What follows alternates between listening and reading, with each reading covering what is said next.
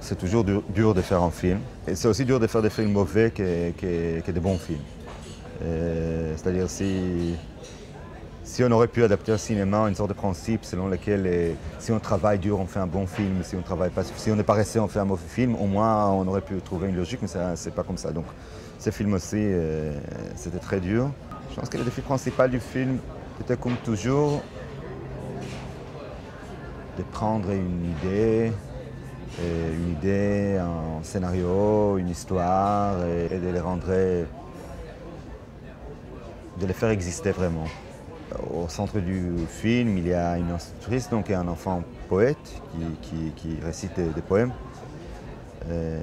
Moi-même, quand j'avais 4 ans, je pense que j'étais dans mon sommet créatif. Et à l'époque, entre l'âge de 4 ans et 7 ans, je récitais, ou j'ai dicté à ma nounou à peu près centaines de poèmes.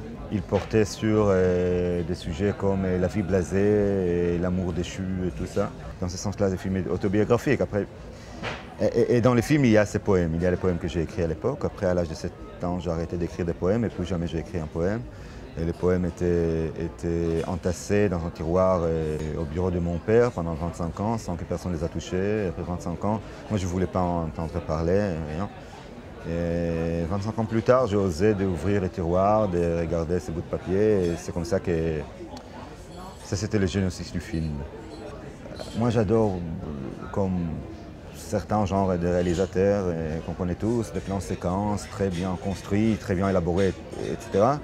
Et du coup, comme j'avais dit auparavant, on a en face de nous 20 gamins de 5 ans. Je te dis comment j'arriverai à aller au niveau du timing, au niveau de l'emplacement. Parfois, il y a des différences de millimètres où ils doivent être debout. C'est presque impossible. Et après, vous vous dites aussi, c'est pas seulement impossible, mais c'est pas intéressant. C'est pas intéressant de commencer. C'est-à-dire, si tu veux transformer un enfant en un adulte et les dresser, vaut mieux écrire sur les adultes. Et si tu as écrit sur un enfant, va avec leurs mouvements, ces trucs imprévus, inattendus. Donc, je ne voulais pas soumettre les enfants à la caméra, mais je ne voulais pas non plus commencer à courir à droite à gauche avec une caméra après ces enfants. Ça ne m'intéresse pas non plus.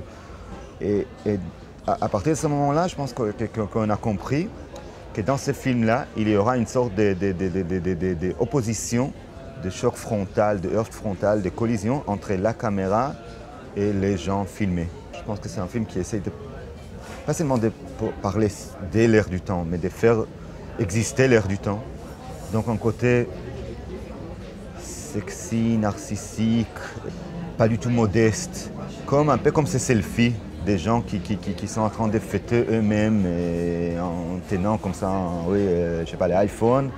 Donc les plans, il est un peu déformé, il est un peu trop gros, mais il y a une sorte à la fois de quelque chose de déformé et quelque chose de magnifique.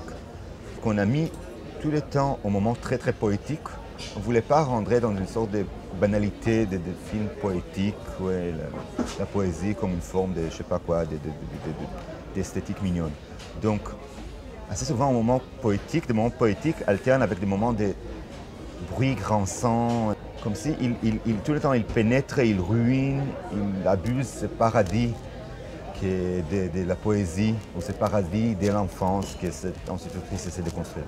Et elle, je pense, elle essaie de créer pour lui, ou au moins pour ses poèmes, une sorte de monde et protégé de la vulgarité, et une sorte de monde très très fin, très doux, où il sera protégé de tous ces bruits, de toute cette violence, etc. Et à l'intérieur de ces paradis imaginaires, pour elle, il écrira ces poèmes sublimes et purs. Cette femme, c'est une vraie...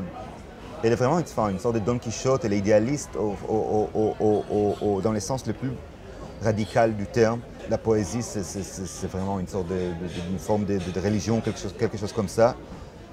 Donc, pour une telle femme, pour une telle fidèle de la poésie, perdre des poèmes, c'est insupportable.